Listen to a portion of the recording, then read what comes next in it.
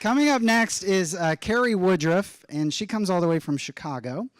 And she is very busy today visiting a client here in Atlanta. But she's been with Twitter for 7 years, and she's the manager of client partnerships, and she has a tremendous retail background. So there's a lot of retailers among our client base here. So really great there. And she's also expecting her second, so she can't go for the rides in the Porsche. So let's give a big hand for Carrie Woodruff. Thank you. Well, good morning. I thought anytime I get to speak to a crowd, I want to keep the energy high, and so I remind myself of that, like, keep your energy high and make sure that you keep them interested. And then Lauren started with screaming at the crowd, and so you're going to win that award today. I'm not going to do that. But I'm really excited to be here. This is a different presentation and mindset, one that I've been working on with a woman out of our New York office, Stacy Monero, that I'm bringing to you, and I'm eager just to see what you think about it. And I think also it's nice balance. Today's about marketing to the whole brain.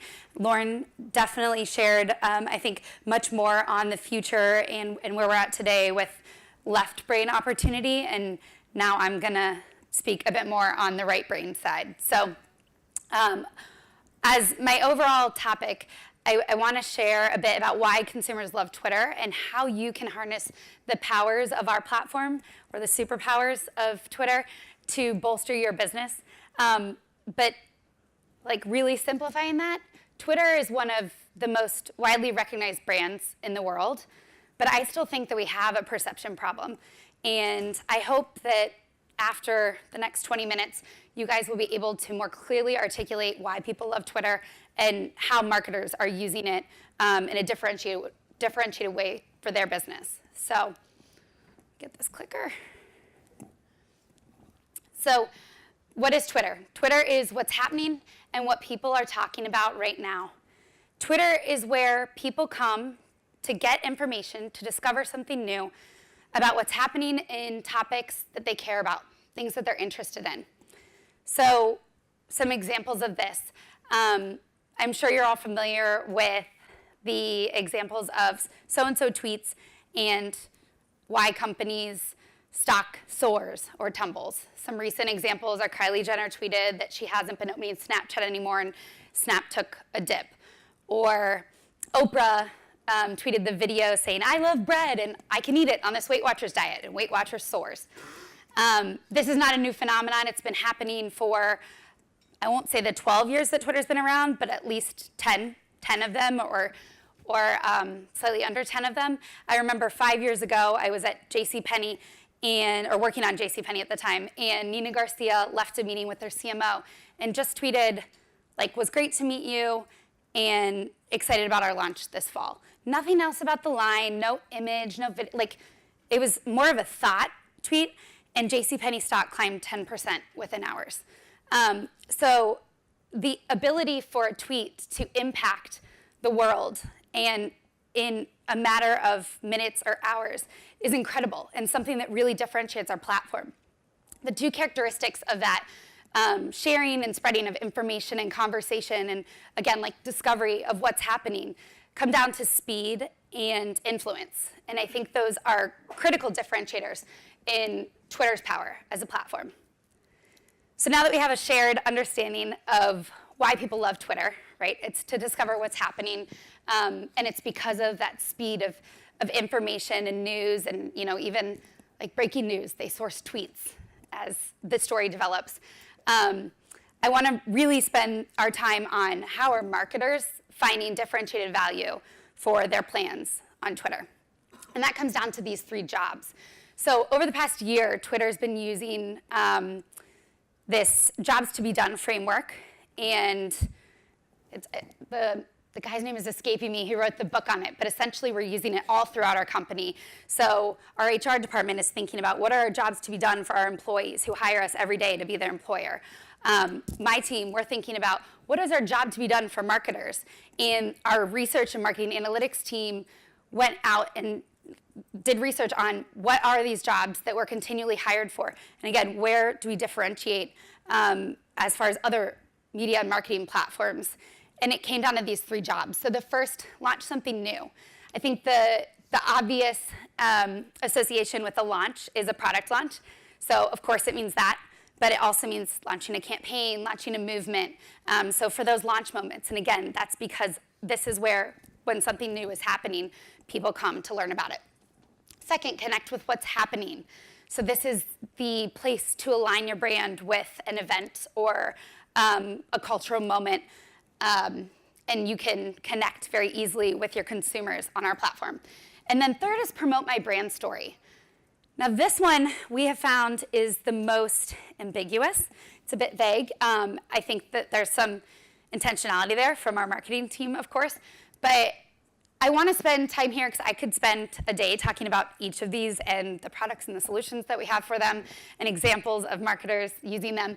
But I want to talk about a trend we're seeing in this promote my brand story idea around moving from short-term campaigns to longer-term commitments. And that's through the power of purpose. So this is really how we're seeing marketers, especially from a branding perspective, give consumers a reason to believe in their brand, and then ultimately to buy, and to buy with some level of loyalty, to continue buying, and that's through trends in boycotting other businesses because of lacks of point of view. So let me step back and talk a bit about why we think purpose is becoming so important.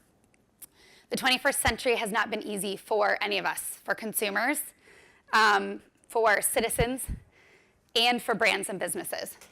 Issues are more divisive, vigils are more frequent, weather is more catastrophic, social activism is on the rise, and all of this is impacting how we operate, as I mentioned, as citizens in our communities. And that creates a void or a vacuum that brands have the opportunity to fill. We saw this really come to light in a poignant way in Edelman's recent brand trust survey. They do this annual brand trust survey. Are you familiar with it? I see some nodding heads. So Mr. Edelman, Richard Edelman, the CEO, said, in a time of immense turmoil, people are turning to brands as islands of stability. And we thought that was a really powerful quote on the challenge of our times, but the opportunity for brands to take a stance and not just shy away from these difficult conversations or divisive moments, but actually have a point of view and get consumers to rally behind them in a way that means that they will commit to their brand long term. Consumers want brands that stand for something. So again, I mentioned point of view. I think that's really what it's about. It's not, and it's hard to do, but it's about taking a point of view, and not on every issue, but on an issue or a couple of issues that are defining values of your company. It's my hope that we all have the privilege of working for companies that have these greater purposes. So we've noticed a framework, if we oversimplify, of how people are sharing their purpose and their commitment to purpose with consumers. But before I get to the framework, I'll share just 3 data points on how we see this mindset shifting. Havas did a study on meaningful brands, and they asked consumers, what do you expect of brands in a variety of topics? 75% of people expect brands to make a contribution to their well-being and quality of life. What a responsibility. Like some brands, I was meeting 2 days ago with Bridgestone Tires. Like Bridgestone Tires, you're supposed to contribute to my well-being. And we were having this conversation around when you need a tire, like you need a tire. I don't save for tires. Maybe some of you do save for tires, but I'm not looking to spend a lot of money on tires. It's like, crap, I need a tire now. And I need the cheapest one that's gonna get me from point A to point B over like hopefully 5 to 10 years. So this expectation from consumers, back to George's point on consumer expectations shifting, like wow, how do we elevate what we sell into this place of how we help your life and then communicate that in a meaningful way?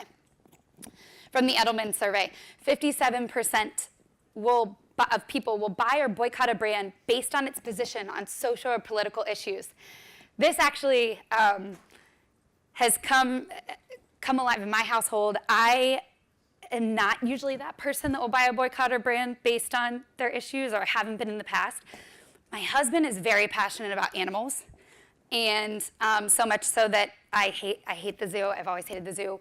We did our honeymoon in Africa on a safari. My family was like, there's no way that's what you're doing. And actually, this was kind of by accident, but our reception was at the Lincoln Park Zoo in Chicago, so somehow he started infiltrating this animal thing into my life. Anyways, so like, I hope I don't have Jimmy John's in the room, but we lived 1 block from a Jimmy John's for 4.5 years. He would not purchase a sandwich at Jimmy John's because of this whole, the CEO being a game hunter. So he's taking that, like, the convenience is there and it's so easy, but he's decided that he's boycotting this brand because of that issue. And 30% of people are buying or boycotting more than they were just a year ago. So 30% in 1 year is a huge shift, something that we hope that brands are really paying attention to and thinking about as they're planning, at this point, honestly planning probably 2019 initiatives. So as I mentioned, we try to simplify this ability to articulate your purpose into a framework. And again, this is a simplification, but it's because articulating a brand's purpose and their commitment to their purpose is not something that I think can be solved in a creative marketing brainstorm as much as we may try to do that. It's really about what is the purpose of the business, and is the business acting with integrity? Are they standing up and taking actions that support those values or those principles? So that framework looks like this. You have products that you sell. These are the things that fuel your business, right? You might think about them as the issues that you're supporting that ladder up to your principles. Your principles are your guiding values, your core values of your company. So that's how you ladder into that greater purpose.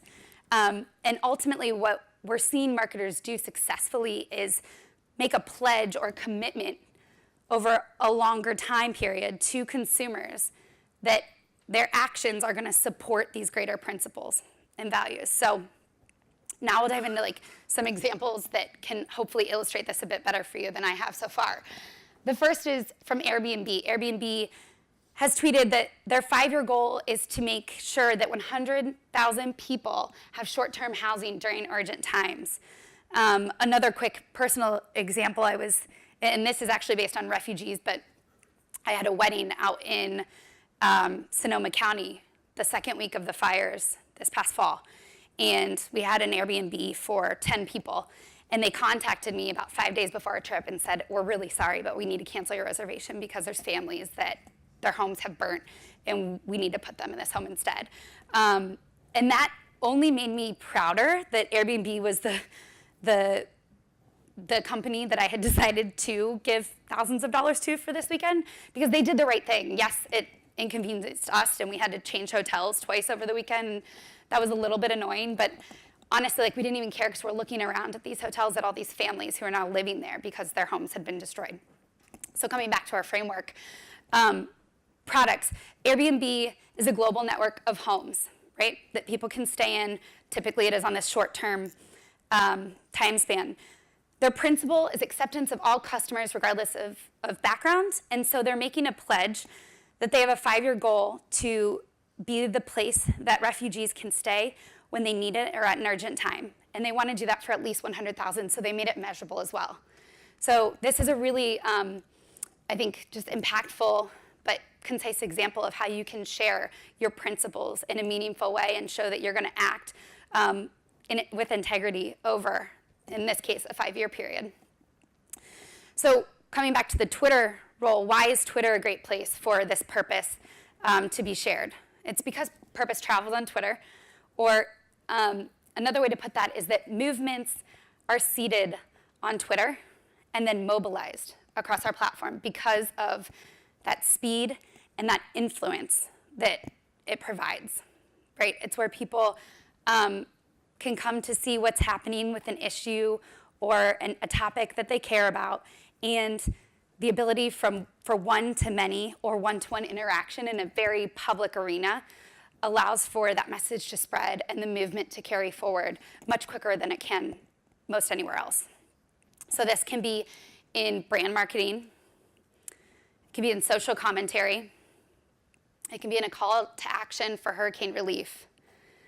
And it's this last example on hurricane relief that brings us to a case study that I'll share from Verizon, just to kind of wrap this all together on another way that a brand really got behind what their principles are and their purpose are to show a longer-term commitment and ultimately have some great results in one of the most competitive times every year in marketing, which was this year's Super Bowl. So are you all familiar with the All Our Thanks campaign? If you aren't recalling it, I'm sure when I play the video, it'll bring back memory and emotion. So Verizon wants to be the best telecommunications network, the most reliable telecommunications network. And one way that they are demonstrating that that's what they're investing in is through a commitment to service to first responders. These are the people that in our most critical moments of need we all call on. And they have to be able to receive that call, right? And then they need to be able to communicate with each other quickly in these urgent times when things like telecommunication systems could be unreliable. So here's 4 different ways that Verizon is specifically supporting first responders. They're building networks that are core for public service agencies. They're actually building networks that are uniquely for first responders that the general public won't be using to try and help traffic. They deploy mobile towers and generators in crisis areas. They host demo days. This is a drone that they will fly in when they can't get first responders somewhere to assess damage or victims. And they also supply communication gear. Take a look at the commercial. You may remember this aired during the Super Bowl this year that really helped launch this purpose-driven movement and commitment that Verizon has made. It's a very powerful video of victims calling their first responder heroes. Most of them, I think, were in the last 5 years. So a woman calling a firefighter who had rescued her. I think that's actually what this picture is of. Or another woman who had a near-drowning incident near Salt Lake City out in Utah and calling her firefighter who saved her. And they go through all these stories and you hear that emotional connection, and these first responders are like taken back and thankful that they're getting a thank you call, which is such a small thing that these victims can offer. And then the victims are sharing what they've done since. So one of the stories is about how this woman went on to graduate college and she was pregnant at the time and the firefighters didn't know that. And now, you know, she's providing for her 4-year-old and the milestones that her 4-year-old is hitting and just that connection. So Verizon, like I said, ran this commercial during the Super Bowl. Also on that weekend, they started distributing it on our platform. You could click on the video and then be driven to their All Our Thanks page, which is still up, allarourthanks.com, because again, this is a long-term play for Verizon. So then they're curating all of these tweets of people using hashtag AllOurThanks to thank first responders in their communities and showcasing them to continue this idea of thanking first responders and also reinforcing that Verizon is the reliable network. I went to the Verizon team because I actually don't support the Verizon account, and I asked this Jamie Foxx one, and right after there's Pharrell, and then it kind of floods with a bunch of tweets from users. But I said, you know, was Jamie Foxx paid, like hashtag ad or hashtag spawn? And they said, no, he's one of the examples, and there were many of celebrities and influencers getting involved because of the power of the message and the movement. So what this video also shows is that they achieved the #1 share of voice over Super Bowl weekend this year with this campaign. So coming back to marketing results and the impact that this thoughtful positioning of your brand's principles and purpose can have ultimately on your bottom line and on winning over customers' minds and hearts. I think that's a really great outcome to share. And then also they had 97% positive sentiment. And just in those 3 days, Friday, Saturday, Sunday of Super Bowl weekend, 115,000 tweets of people sharing all our thanks to first responders. So really great campaign performance that we're able to share coming out of their marketing program, communicating brand purpose as well. Here's one example of the tweets of just a user who saw the commercial. and came to Twitter to share, great job, Verizon. I'm a first responder. I'm from a family of first responders, and we couldn't be more grateful to be these heroes in our communities. So I'm going to close with 3 questions I'd like for you to consider as you think about, okay, how can I apply what Carrie shared today as we go back to our jobs? The first is, does your brand have a right or role to be here? Here meaning in the area that you might decide is where you're making a commitment or a purpose. Closely tied to that question is, will this commitment stand up 10 years from now? Or, Airbnb made the 5-year commitment, but it needs to be multi-year. And that's because, are you doing or are you just saying? So back to the integrity piece of, you need to show actions over time that you are that brand that stands for that point of view, so that people don't boycott your brand because there's not a clear position, but they get behind you and they become loyal buyers of your brand. So in closing, Paul Pullman, who is the CEO of Unilever, tweeted, "Primary purpose of business is to serve society. Only then will shareholders prosper long term." I really believe this. I'm proud that I get to work for a company that has a greater purpose, that is really focused on how can we serve healthy conversation in society and across the globe. And I think that builds long-term sustainability in companies.